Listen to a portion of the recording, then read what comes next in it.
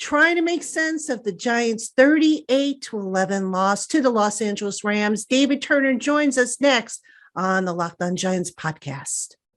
You are Locked On Giants, your daily New York Giants podcast, part of the Locked On Podcast Network, your team every day.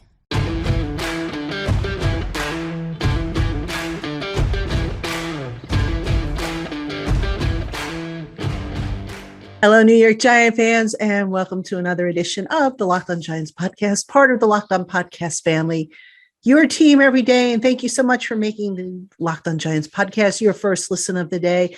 My name is Patricia Traina, and as always, after the day after a game, I am joined by David Turner, former NFL scout, personnel guy, helps me break down and make sense or try to make sense of what we see on Sunday. And the New York Giants on Sunday, 38-11 to the Los Angeles Rams in, I don't know if there's a word to describe it. Fugly.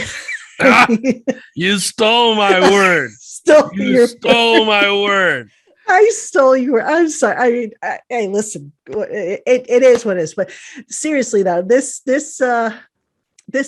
I don't know what to think anymore. I mean, they're not getting any better. They're doing the same mistakes, and then they're getting, the injuries are piling up. I mean, David, where do we start with this team? Well, let's talk about them limping in. Okay, they didn't have a great roster walking into the building today. Tony was on one leg. Barkley was out. You have Galloway out. Shepard was back, so that was good. But then they come into the game and they don't use the 12 personnel setting, which is 2 tight ends. It's like, why are you not using Rudolph and Ingram together, and then put Tony and Shepard on the outside, and then you got Booker in the backfield? Like, it makes no sense to a man like me why the 12 personnel package isn't their staple package. And it's something that Jason's familiar with because when he was in Dallas, he used it a lot. And, it's just awful. But before we get too heavily into that, I just think when you talk about walking in the building, man, you're going up against one of the most high-powered offenses, and they were, for the most part, healthy. And you know what? You did everything to lose the game. They didn't even look that crisp. They didn't look that good. Yeah, they scored 38 points, but we'll get into how many short fields and how many turnovers and all that stuff that gave them the opportunity. I mean, the Rams did not look like the Rams from last week or the week before. They, even their head coach threw the headset at halftime because he was mad about the way the offense wasn't looking really well. And he said to one of the commentators on TV, the defense is carrying us right now. Our offense isn't off the schneid. And he had scored like 31 points or whatever, at halftime. So, he could tell his team wasn't playing well, but the Giants were just doing everything to give him the game. And it was just, like I said, they walked in needing to have a perfect game, and they played far from it. At this point, I mean, every week, it's the same spiel. We got to clean it up. We got to be better. We got to coach better. We got to do this. We got to do that. It's not happening. So at this point, why is it not happening? Is it just they don't have the personnel? They don't have the coaching? They don't have the right schemes? What is missing that they can't seem to get this fixed? All of the above. Remember the old Brewster Millions? All of the above. Vote for all of the above. Or none of the above. That's what it is. Mine's all the above. So going through that question, do they have the personnel? They're hurting. I mean, they're injured. Their defense is not. The defense, Peppers was back. They don't seem to be as banged up as they were 2 weeks ago. They seem to be okay there. Leonard Williams came out playing really good at the beginning part of the game, getting pressure, and, had, I think, 2 sacks in the first quarter. So I can't put that the defense is banged up to the point where I would say, every team, again, understand this, Giants fan, when I'm saying this, every team, that 32 teams have banged up people right now. Like if you're this deep 6 games into a season, you got injuries. So when I say they're not that banged up, they're not. They don't have a mass unit on defense. They're not like missing 12 starters or anything. So they got people over there they can play. I know the linebackers aren't their starters, but again, every team's dealing with injuries and they're going to be dealing with them the rest of the way. That's the way it goes by this time of the season. On the offense, as we talked about, Patricia, the offensive line is a freaking hodgepodge mishmash of freaking guys. They didn't do enough in the offseason to address it. And then, Thomas is hurt. He tried to gut it out today and play, couldn't. Soldiers got hurt on like the third play of the game, and then he came back in, played right tackle, and they put the cream puff out at left tackle. I don't know what that was about. But I mean, I guess somebody needed a sugar injection or something to put him at left tackle today. And I don't get that decision. Again, I don't care if they practice him or not. He should never be on the left side ever. I mean, he shouldn't be on the football field, shouldn't be on the team, but left side, no, never. Put Soldier over there and put the cream puff on the right side. And of course, you're talking about Matt Parrott for those who don't know. Yeah. Parrot, cream puff, same. It's interchangeable. Just put that on. If the Skibas were still there, I would tell them to put it on the back of his jersey. Oh, my goodness. Because it's just embarrassing. That was a curious decision, because I can say for a fact that Parrott did work at left tackle this past week in practice, but you would think, excuse me, with the game on, the game being played. Okay, Andrew Thomas goes out with a foot injury. Rather than experiment, because Parrott hasn't played left tackle a whole lot. I don't think he has practiced there a whole lot. He has played right tackle his college career. He has practiced there his entire college career. Nate Solder, meanwhile, has played mostly left tackle his whole NFL career. I didn't understand that decision either. And the only thing I can think of is they wanted Solder to handle Leonard Floyd. Yeah, how'd that go for him? It didn't. Yeah. So, good job. So we'll go into the second part of your question, which is coaching. And what we're seeing right now is that they're not being coached to win the games. They're not making coaching decisions to win the games. I know it's rough. It's a tough pill to swallow, Giants fans, because I'm one of you. And I get so frustrated watching the games because they're not getting coached to win the game. Start on offense. Jason Garrett, again, his play calls, his personnel settings, not underutilizing, Kyle Rudolph is just absolutely offensive. I mean, I just don't know why, Rudolph seems to be shunned. He had 2 targets today, 1 catch. 8 yards. That was a tough 8 yards that he got. I mean, Pettis, who came off the practice roster or whatever, or practice squad today, wound up with 11 targets and only 5 catches. Guess what, Giants fan? Go rewind some episodes. I'm the one who said cut Pettis at the beginning of this damn thing because he sucks.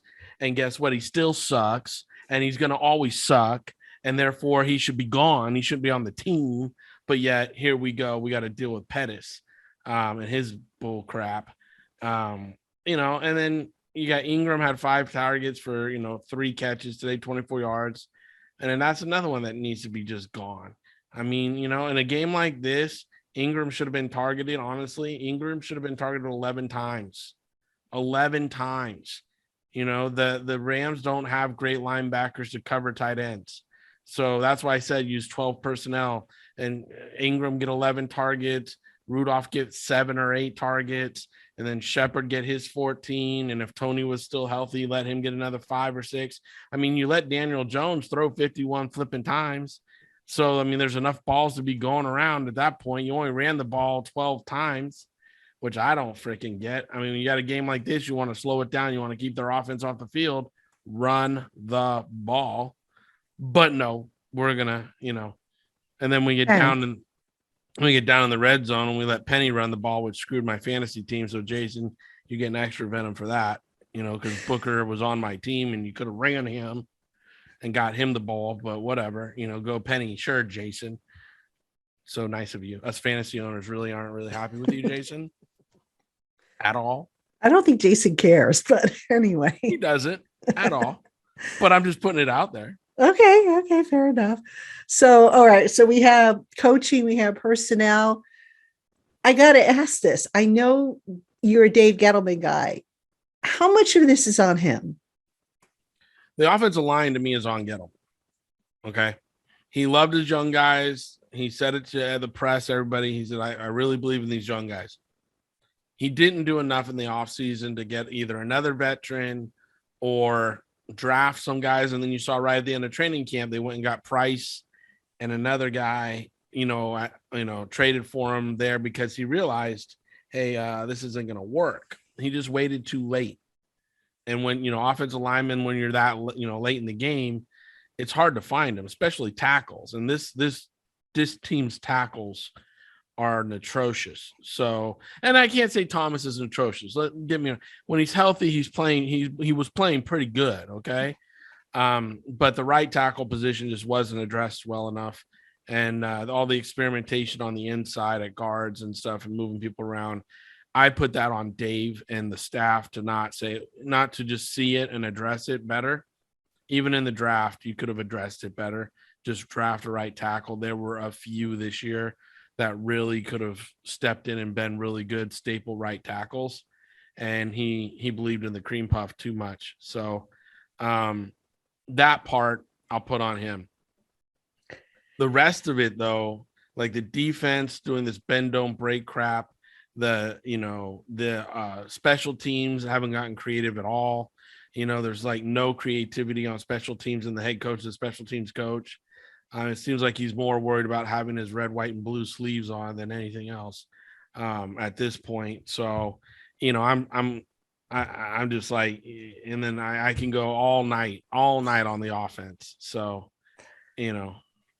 Yeah. I mean, you mentioned special teams. For what it's worth, you thought special teams would be better given Joe Judge's background. And sometimes you wonder if maybe if he backed off a little bit and let Thomas McGahee do his job without the interference, would they be better? I mean, the unit wasn't horrible.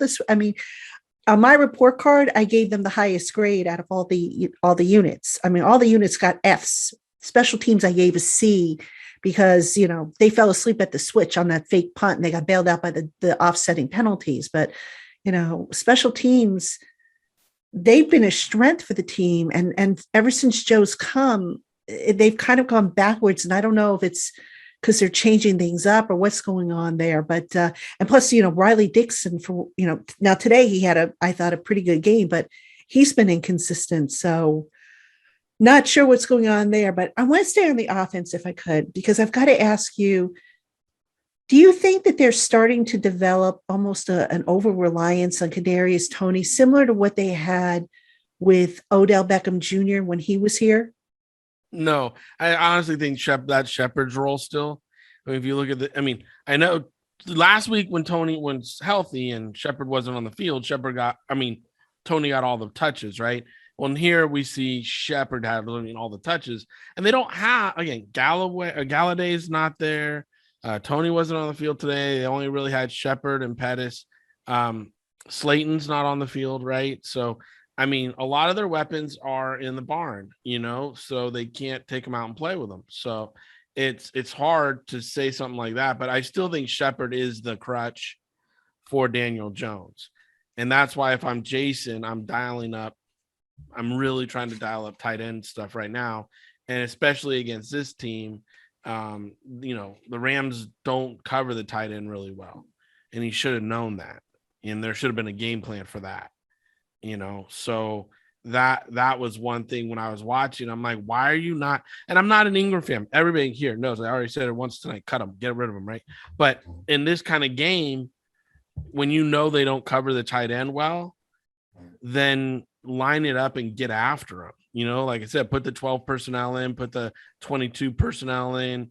Make their linebackers cover, which is something they don't do well. They have I think they have good corners and safety. So, I think their back end plays well, and obviously they have the up front to pass rush, but I don't think their linebackers cover well. So that should have been a major part in the game planning today. And I can say this, guys and gals, because I'm watching the film, I'm watching the game, and I can see the routes that they're asking the tight ends to run. And they're not primary routes.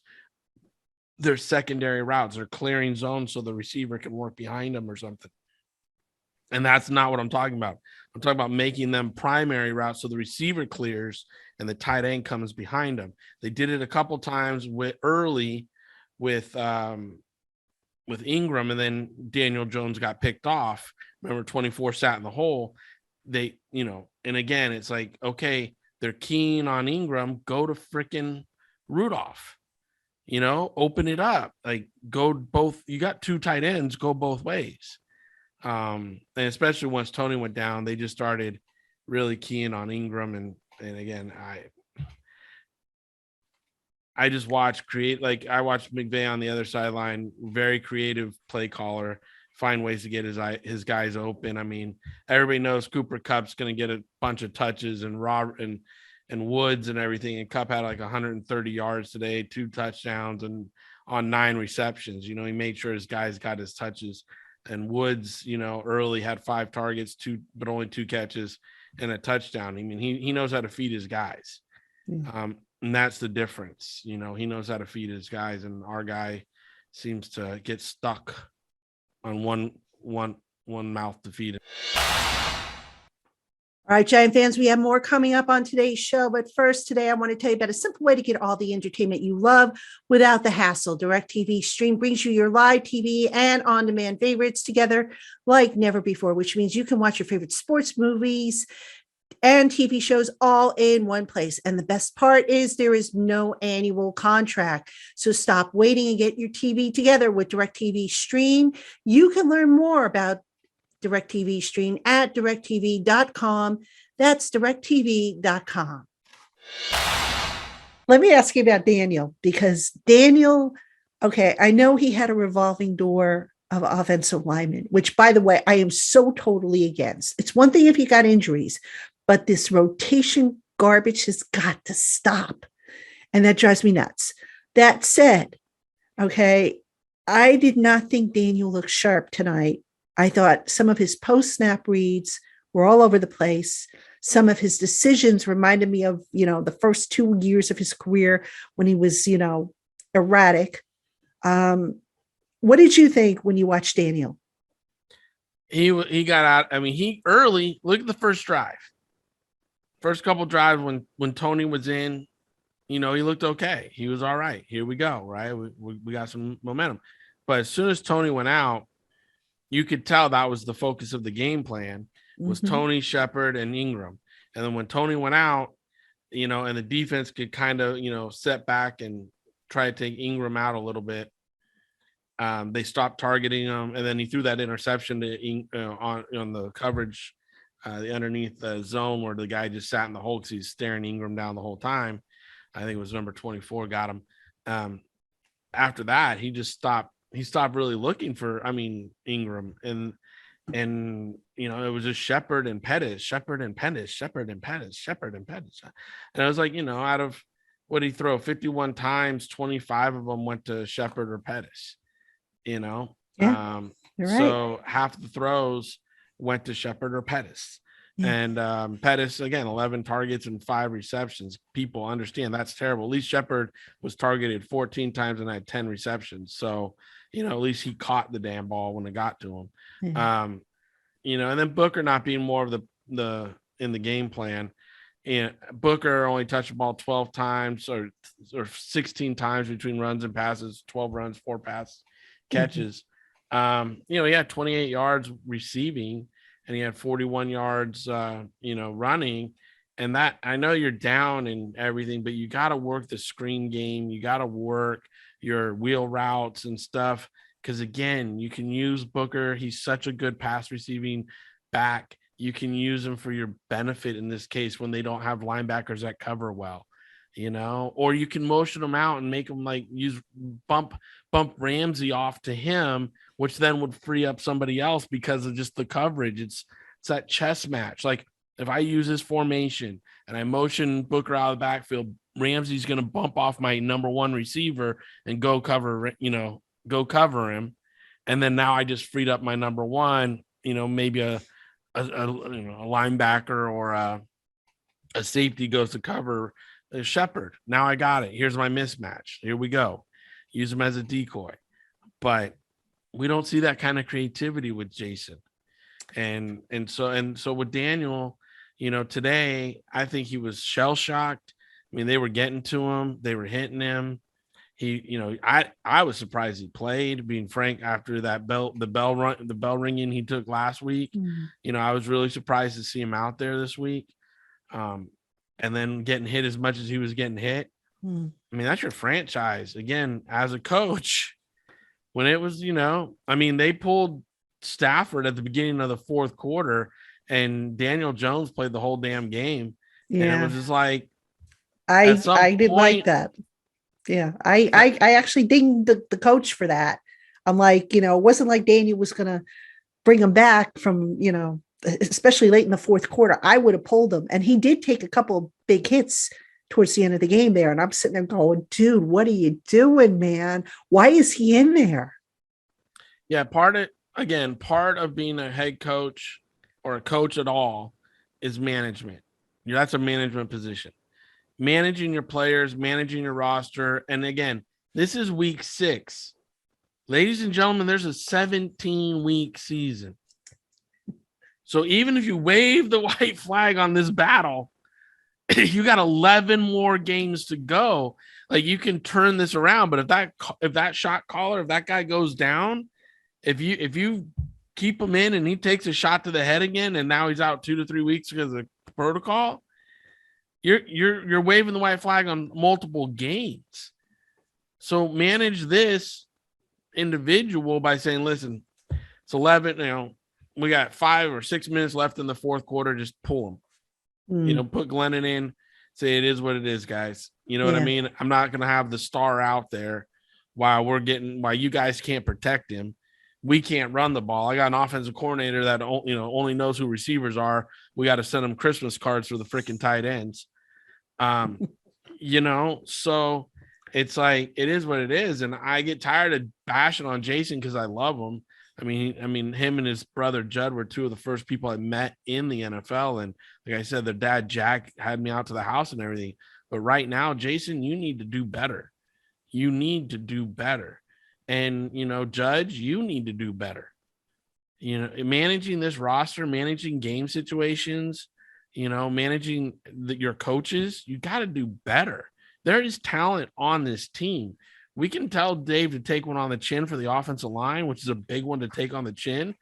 But you have all these receivers, even with injuries. You have Shepherd, you have Pettis, you have Ingram, and you have Rudolph on the field. You have Penny, you have Booker. You have people you can dial up and go to right now. And you're not. Yeah. That's a choice. Well, it goes back. You and I have talked about this too, about Jason not adjusting. If something happens or he has to go off script, it's like, what do I do? And we have talked about that several times this season on this show about Jason not being able to adjust. And that is a problem. And it makes you wonder if at some point you might see Freddie Kitchens, who I know you don't want to see, but you might see him maybe getting more involved with the play calling. Nobody wants to see that. Nobody wants to see that. Well, maybe Joe does. Who knows? If Joe wants to see that, then you know what? Go look at what happened I'm sorry, but just look what happened over in Cleveland when Freddie was doing it and when Freddie was in the building. And now look what's happening in Cleveland, where they're getting a lot more production out of the same dang group that they had. Yeah. So, again, I'm not just trying to be a negative ninny every time I come on here, but Freddie Kitchens isn't the answer. You know what I mean? Getting more out of Jason Garrett, sitting with Jason, doing more with him, working with him, bringing in consultants, whatever you need to do is a better answer. If you're allowing the room to undermine your head coach or undermine your offensive coordinator, excuse me, you got to be thinking about how you're managing people. Right. you got to be supporting him every which way he needs support. And like I said, I'm available. But if it is an outside consultant, if it's somebody that Jason trusts that he needs to bring in right now, you got 11 games. This is a thing where you're fixable, right? Washington lost today. Dallas won in a incredible game. Like New England's coaches coached their A's off today.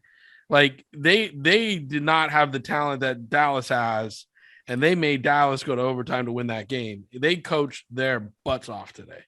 Yeah. Those players played their butts off today. I was really impressed with that. But this isn't a Dallas show, so we're going to talk about Giants. Yes. And now about the division, though, it's still in reach. Yeah.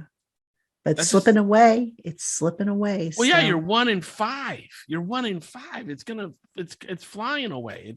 Yeah.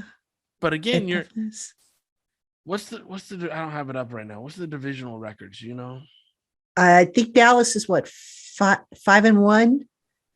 Washington, I think, is 2-4, and I think the Eagles are 2-4. Is that right? I'd have to look it up. I'll look it up. You go ask the next question. I'm going to look. Well, I was gonna spin us off to defense, but let me see. I'm pretty sure Dallas is 5-1.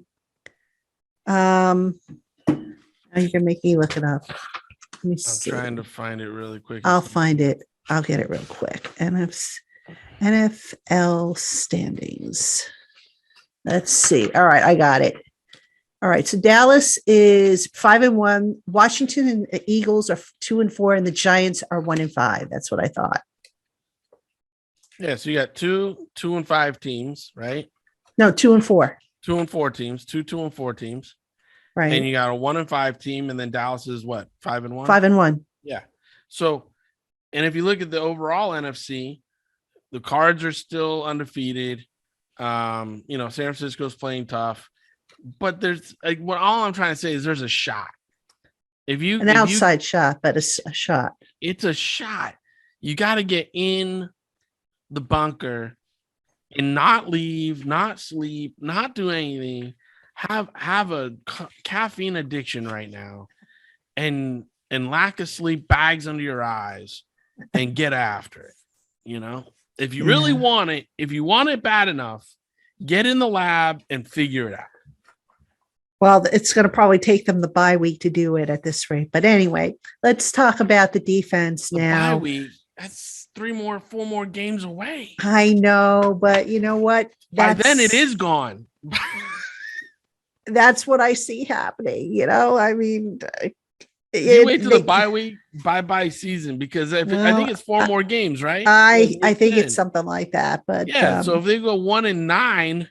Which is a possibility. About last week, which is possible, but if you go 1-9, those last 6-7 games ain't gonna matter. It's bye bye birdie. You got to fix it tonight. I know, but they got to get in the lab, like you said. All right, let's talk about the defense now. All right, so let's see defensive stats. I have them in front of me here. So they had 2 sacks, none of which from the edge rushers. So Leonard Williams had a 1.5 sacks, and Dexter Lawrence had the other sack. They had 4 quarterback hits. 2 interceptions, both by Xavier McKinney, who, by the way, dropped the 6th interception by a Giant defender. The Giants lead the league in that statistic. I checked that with Pro Football Focus. So they now have 6 dropped interceptions. And let's see, pass defense, 6 of them. Not getting enough from this defense. Let's start with the pass rush. Now, I was at the game, so I had benefit of seeing all 22. And I can't tell you how many times, and maybe you can explain the logic behind this, how many times Patrick Graham had the safety, whether it be Xavier McKinney or Logan Ryan, 20 to 25 yards off the ball. I mean, at that point, why don't you just play with 10 guys? What is the logic there? What am I missing? I have no idea. I'll be honest with you. The only time a guy should be that far back is in a 3rd and 20 situation or a 4th and, forever situation. I never, ever, ever have liked that call. Like, again, if it's say it's 3rd down and 10, okay, and you plant your safety's heels on the 15 yards away from it, giving him a flat foot read where he can now see the field and not have to really backpedal too much. And he's coming forward. He's just, breaking forward on slants or something. Or if a receiver does start carrying him deep, he can turn and run. Like, cool. I get that. Totally understand that because it gives him a better read of the field. But if you got to put a guy at 20 or 25 yards for him to read the field, nobody's fast enough to close on that. I mean, maybe Dion was or Rod Woodson back in the early days or, something like that. But it's very rare to have a safety that's that fast that can break downhill and close. I'm not sure which plays you're talking about because we weren't sitting together. But for me, the Giants, as we talked about, I would have liked to seen more blitzing, more edge pressure. Now, they have decent tackles. I'm not going to say they don't. They have decent tackles. But again, there was one loop that Leonard Williams ran and he won. He got home. It was one of his sacks. And I was like, ooh, I like that one. Do it again.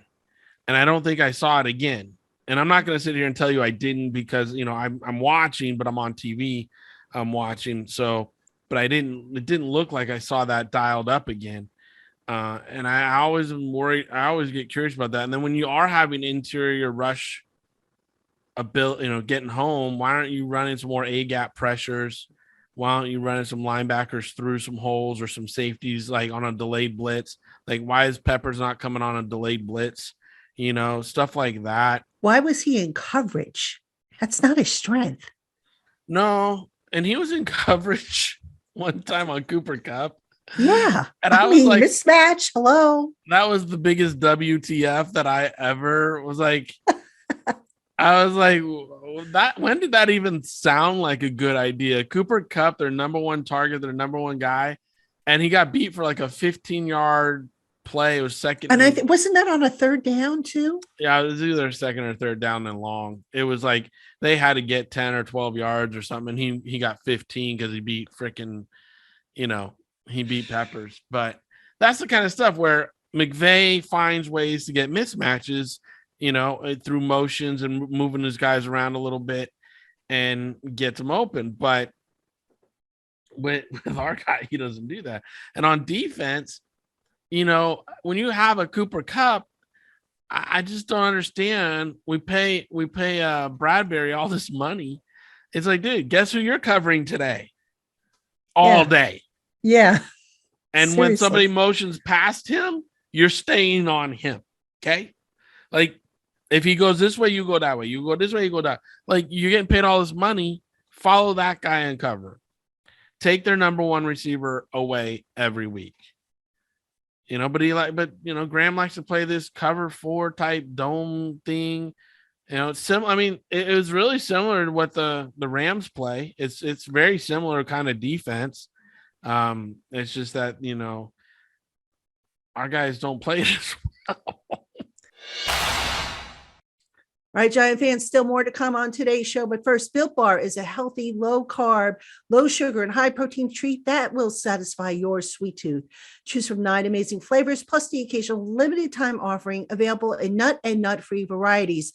Visit BuiltBar.com and get 15% off your first order with the promo code LOCKED15. That's LOCKED15 at BuiltBar.com for 15% off your first order. All right, Giant fans, we have more coming up on today's show, but first, get all the latest news, odds, info, and sign-up bonuses for all your sporting needs by heading over to BetOnline on your laptop or mobile device. When you open an account and use our special promo code NFL100, you'll get a 100% welcome bonus on your initial deposit. Again, that's code NFL100 for your 100% welcome bonus. Terms and conditions apply. BetOnline, your online sportsbook experts. I mean, you look at this Giant defense, and I was talking to a colleague in the box tonight, and I said, and we were both saying, look, they basically have pretty much the same personnel as they had last year, except for Adoree Jackson. Okay. And they kind of, they don't have Blake. We get it, but they basically have the same guys. Why? I mean, it's almost like we're looking at two different systems now, which is weird. It's like, why mess with what was working last year? And, when you look at this, do you see a lot of differences in what Graham is doing this year versus what he did last year? I feel like, again, last year, having Martinez in the middle of the field for Graham gave him a security blanket where he could get his guys to spill over the top or spill the running backs and outside, and Martinez would be there to clean it up, and they would be able to, make tackles. I also think that the line or the safeties filled better last year. For whatever reason, we're not seeing outside fills from their linebacker or from their safeties this year. So, again, they gave up 131 yards rushing today, another 100-yard game, 365 yards passing, or I'm sorry, 248 or 234 yards passing, 365 of offense, and the quarterback was done by the fourth quarter and he'd already thrown 4 touchdowns. So, Graham needs, we've been saying it for weeks, Patricia. Graham needs to get more aggressive. He needs to, take a cue from what Seattle's doing with their safety, play Peppers like that, play more like a linebacker, blitz him, get pressure on the quarterback, help your rushers out with, bringing extra guys, and Peppers a perfect guy to do that. But when you got Peppers covering Cup, that's not good coaching. Yeah, it's not. It's one of many, many head scratchers to come out of this game, and it's the same thing week after week after week, which is particularly frustrating. It's almost like they, it reminds me of a few years ago when the coach just kept running the same plays, hoping that eventually it would click. And it was like, dude, it's not working. You don't have the personnel in the right spots. You talk about putting them in the right spots and you're not doing it. And you just sit there and you go, what are you trying to do here? I just don't get it. I'm at this point, like I said to you, I think last week, it's like, hey, we got a chance. Let's figure some stuff out, bring some. But now it's just like, nah. Yeah. I mean, and I'm that kind of guy. I'm so competitive. Like, I'm not lying to you guys. Like, I literally, if I was at the Giants today, especially seeing the Super Bowl team get paraded out there at halftime, and Coach Coughlin being there, and Eli and Bradshaw, and all the guys that were there, it's like, man, I want that. I want to come back for my day. I want them to celebrate me. Yeah. And right now we're 1-5. So you know what, honey? I'm going to sleep here this week. You're going to take care of the kids and everything. I love you. But, if you want me to keep getting this paycheck, I need to stay here. Yeah. And I wouldn't go home. I would shower. I would shave there. I would stay there. I would work until my eyes bled, until I figured it out.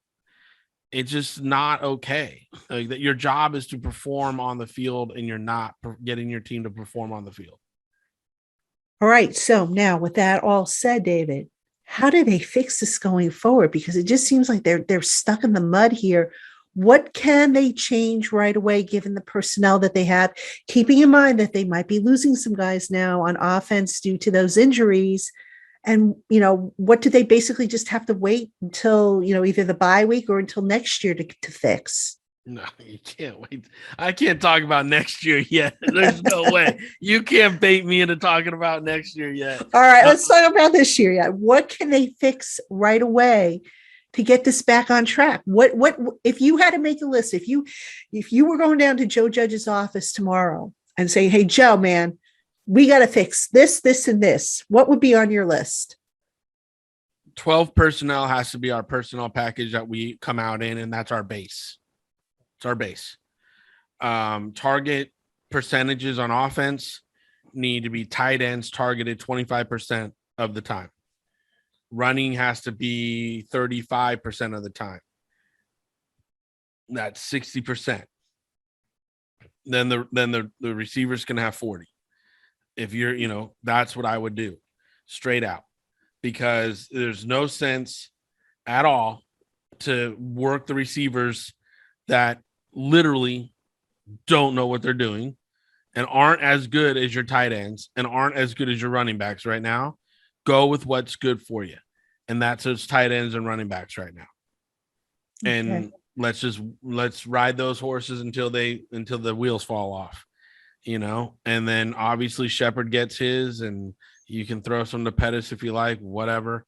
But, for me, it would be that 60% are going to go tight ends and running backs. 12 personnel is going to be our package that we're going to run. We're not going to be an 11 because we just don't have the receivers. If you want to go to something else, go to 21 or go to 22 even. Go heavy, run the ball more. Let's get downhill. Let's move people, help our offensive line out. Not asking them to pass protect 51 times in a game. Run pass needs. If we're gonna have, what was the play count today? Really quick, hold on. Play count today: 51 passes and play count was number of plays, right? 50. It was really 15 runs called. Daniel scrambled for 3, but in 51 passes. So all in all, say, there was 73 plays altogether. 73 plays. So yeah. To make math easy on me, we'll just say 70 plays a game, right? Yeah. You should be running the ball 35 at least right now. And out of the rest of the pass plays, you need to have probably 6 to 8 screens, 4 going to tight ends or a couple going to receivers and the rest going to your backs. And that would be my report. I'd be like, if you want to win this next week, this is what you got to do. And on defense, you got to blitz more. You got to bring pressure. You got to live and die by the pressure right now. I would rather come out of a bar on a stretcher from a fight than watching my girlfriend walk out the door with somebody else because I didn't stand up for her or whatever. There's just no way about it. You don't sit back and take it. And right now, Graham's sitting back and letting people do what they want. And you got to go and live and die by the sword, which means just blitz, bring 7. Who cares? Yeah. If you can't get there with 7 and you get beat for a touchdown, whatever. Let's go. Live and die by the sword, baby. And you got a guy who's playing deep a lot anyway. So, you got that covered. But going back to the offense and my pet peeve, who are your best 5 offensive linemen, assuming Andrew Thomas, is going to miss some time, which I have a sick feeling, and I hope I'm wrong, but as we record this on Sunday night, I have a feeling he may miss some time. Well, I don't believe in the cream puff, and you know that. So if you're asking me the best 5, I'm probably bringing Jackson up off the practice squad at this point because of what I saw in preseason. Okay. And I'd play Soldier at left. I'd play Jackson at right. Jackson, I'm drawing a blank on the name. Oh, he was the BYU or not? He's the Utah offensive lineman. I got the wrong notes. You're not thinking of Jackson Barton, are you? Yeah. No, Barton. They signed off. The Raiders poached him. Oh, I didn't even see that. I'm sorry, guys. My fault. I was going to say if that's who you're talking about. Yeah, I'm trying to think who else there could be. Let me see. I'm going to call it. I apologize. I thought he was still on the practice squad. I missed that transaction, so I apologize. Nah, it's all good. Let me see who else is on the practice squad. They had Corey Cunningham up. Let's see who's on the practice squad. Here we go. That's reserve injured. So they've got Cole Barnworth. They have Devery Hamilton, who I think is a tackle. Corey Cunningham, which we know is a tackle. And Isaiah Wilson, who's the kid that they just signed, but he's not ready. They're still trying to get him into shape. And I would not be surprised if come next year, Wilson challenges for that right tackle spot. I think that's one of the reasons why they brought him in to maybe challenge Matt Parrott once Nate Solder is no longer here. Well, yeah, I mean, that's obviously a smart decision because he was the best offensive lineman on the street right now. But we're talking about lining up next week. You can't. I'm sorry, you can't have the cream puff out there, and Well, you got to go out there because what else do they have? Well, I mean, I guess Corey Cunningham would be the next tackle up. Yeah. And then Parrott can just be up there in case somebody gets hurt. But Soldier would be the right, or would be the left tackle. Cunningham would be the left. You got Hernandez, Billy Price, and then Ben Benderson. Is that right? Yeah, but he's injured. He's been dealing with a hand. And they've been rotating Skura and Wes Martin at that left guard spot. Now, I don't know if that's because I don't know if Skura's, I know Skura had a knee injury last week, and I think he was limited in practice this week. So that might have been why they rotated those guys. But my guess is, if Andrew Thomas can't go, to me, it makes sense to put Solder at left tackle and pray. Pick either Martin or Skura, whoever's healthy, and put them in there at left guard. Billy Price is your center. Hernandez is your right guard. And I know you don't like him, but you got to go with Parrott. I mean, he got smoked today a few times, but, smoked. He got smoked. What happened to him? Cheech and Chong would have got high off of. So, yes. But I'm just saying, look, they've got Pat Flaherty on that staff. I love Flair. And if anybody can fix somebody on that offensive line, Flaherty can do it. I mean, he's that good. So I don't know. Maybe if you're the coaching staff, you say to Flaherty, who's there as a consultant, hey, Pat, you're working with the offensive line to help, Wilkerson and Rob Sale this week.